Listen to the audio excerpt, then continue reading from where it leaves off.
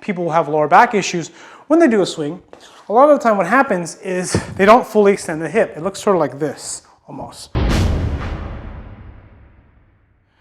Hey, how's it going everybody? It's Ryan Saplin here, fat loss strength coach, coming to you today with a video about the kettlebell swing, how to do a kettlebell swing, and more importantly, what muscles you should stretch before you do kettlebell swings and how to basically do them better.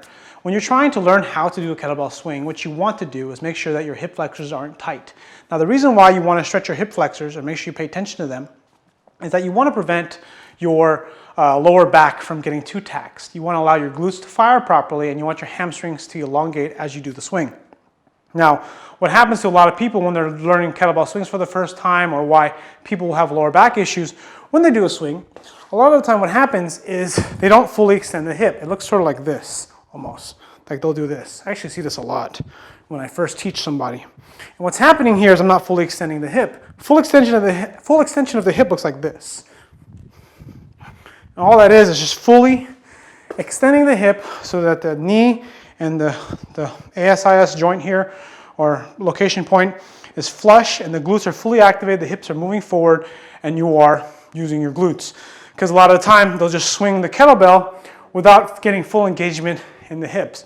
And when you stretch your hip flexors, like I just showed you here, what's going to happen is you're going to allow your glutes to fire better. Now, one thing to keep in mind when you do this is that you want to make sure that you are contracting the glute of knee that's on the ground, and then as you keep this glute contracted, you're pushing this knee forward. That way you can feel this, you might feel your quadricep, you feel your psoas, and this will allow you to sort of stretch these hip flexors. Now, again, the key thing here, the reason why you're stretching your hip flexors is to allow your glutes to fire better, so that way when you go into full extension, you can activate your glutes and get a better, more effective swing without getting hurt. And then of course, the most important part about the kettlebell swing, in my opinion, is making sure your stomach stays engaged while breathing well. This will allow it to make sure that you get good kettlebell swings, and that way you work the proper muscles, not your lower back muscles, in a way that flexes and extends the spine. So if you like the free kettlebell workout from me, there'll be a link here for you to click on, or over here. Subscribe if you're not a subscriber. Leave a comment below if you have a question. Click like if you haven't already.